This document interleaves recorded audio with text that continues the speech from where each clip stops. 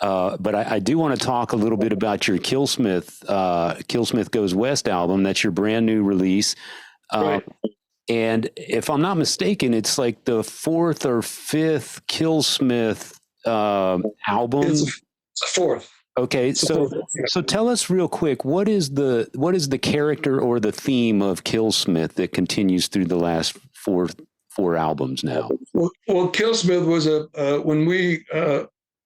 when we were in Detroit and in Pontiac, and that's when we got together with Bob Ezrin in 1970, and we started recording "Love It to Death." That was released in 71, and later in 71, "Killer," what we just talked about, was released. But when we were literally on the road all of 1969 and half of 1970 before we settled down in the Detroit area. And heavy metal was not a term then. And we used to call, and hard rock, the music was starting to get even, definitely harder than hard rock like the Stones or Jimi Hendrix or the Who. And we called it kill rock. And then not only my name being Smith, but then when I came up with the project, because I wanted a real metal project, the first two Killsmith albums, Sexual Savior and Killsmith 2, they're, probably the most heavy metal sort of music I've ever played. Mm-hmm. And I played a lot of guitar on that as well and wrote the songs. So I just, fused the two, like the kill rock that we had then with Killsmith being like a person that created that kind of music without saying metal. So that's where the name originated from. So Killsmith is just like, it's like a blacksmith that, he makes things out of iron. Mm-hmm. And a killsmith is somebody that makes, music out of really hard rock. And so that's where the term came from. And nobody would understand what I'm talking about. But it was a term that we came up, we said, man, that's really, killer was a big term back then. Something was awesome. Yeah. Right. And in Detroit, it was always killer. And it still is, I think, to this day in many, many areas. But so I wanted to have a real, the one thing that bothered me about, the Alice Cooper image over the years, and even with inducted in the Hall of Fame, we lost that dangerous edge. Mm-hmm. And I am not comfortable on the other side where it's really, safe and the music is really commercial. So I always have to have that edge no matter what I do. And then the third album was Pillsmith and the Green Fire Empire, which I made into like what I call the last rock opera. Still really heavy, but it told a story. And Killsmith in that instance was a person. He's like an Army veteran, but he was a special, specialist, and he was a marksman. And so, and then the story is based around that. And he can be Arnold Schwarzenegger or any of the the movie heroes that we've seen over the last 20, 30 years. Right. And so in this particular one, I just had, because I really started writing. Well, I've been writing. We've been, even on the Alice Cooper albums, I always had using my name on the songs as well as Michael and Dennis's. Although Michael was our major contributor, he was really the songwriter of the band. But in the 80s, after I had a bad divorce, I wrote a song called Coffee, Beer, and Borrowed Time. And it was about, going through a divorce and, the things that someone would feel that, maybe we'll get back together, maybe we won't. And then when you finally realize it, what the hell, it's a new life and make the most of it. And sort of a celebration of your freedom at that time. And it was called around, Coffee, Beer, and Borrowed Time, drinking, too much coffee and too much beer. And so that was the very first one. And I just shelved it. And over time, other songs were put together. That was in the 80s, a couple more. And of course, with our background from Arizona and out west, like I always say, between Texas, New Mexico, Arizona, and California, there were a lot of rowdy people there and rowdy history. Let's not kid ourselves.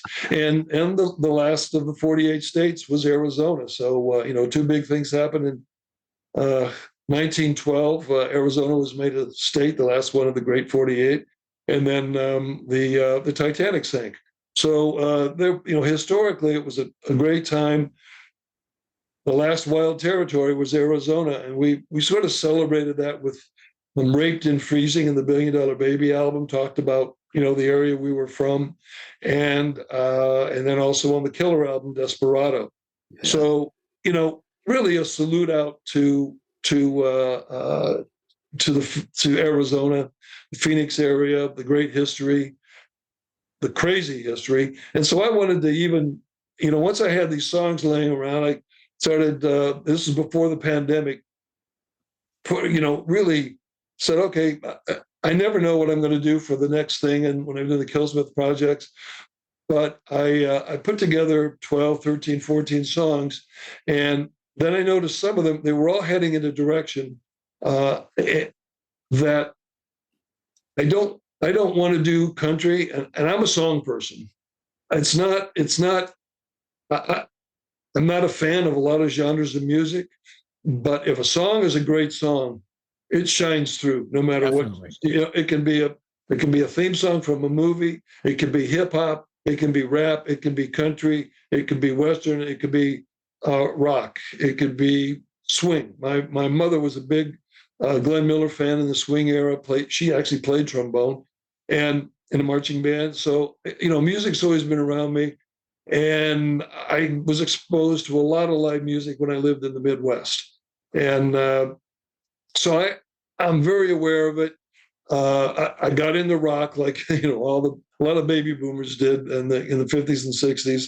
But I was a song person.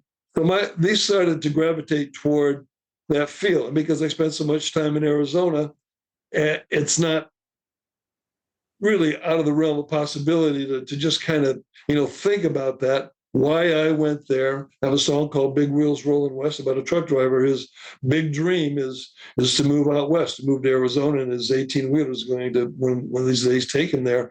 So just the many different ways you can talk about the West and the influences, whether it's in the 1800s, the 1930s, in the Depression. And because I think of them or fantasize like if Jesus was a gunfighter, yeah. I take situations, take people out of history and put them in different times. And I'm not being sacrilegious. I'm just being creative. Sure. And I think that that's kind of fun for me to do it.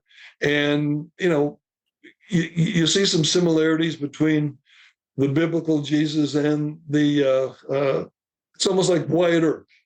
But mm-hmm. Wyatt Earp, because I love Tombstone, it's one of my favorite movies. Yeah, and so to take these characters and to take these stories, I love the great storytellers. Frankie Lane. Rawhide,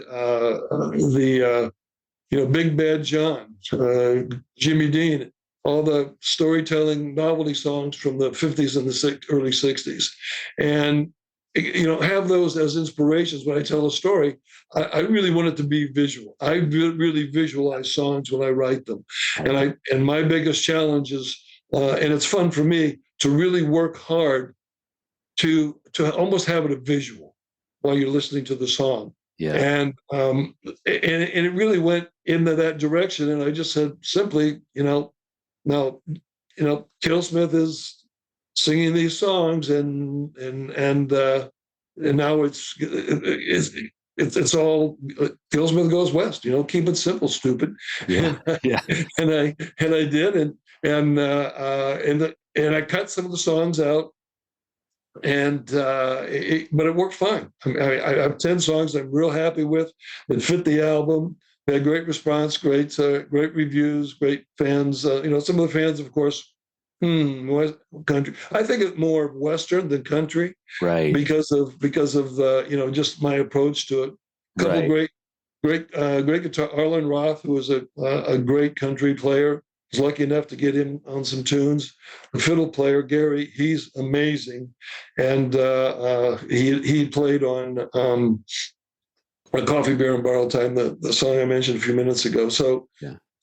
It's sort of, after a while, when you have a vision, the songs sort of write themselves. Definitely. Your work is to hone them and have each one. It's like Tattooed Cowgirl, which that was a fun one to write, and another Thelma and Louise kind of character, and a real rowdy. I mean, she could be right off Yellowstone. She could be right out of the show Alice in the old days, and then Jukebox Rose is another one. She actually kills a guy in Mexico. So these characters come alive for me, and I just try to convey that through the songs.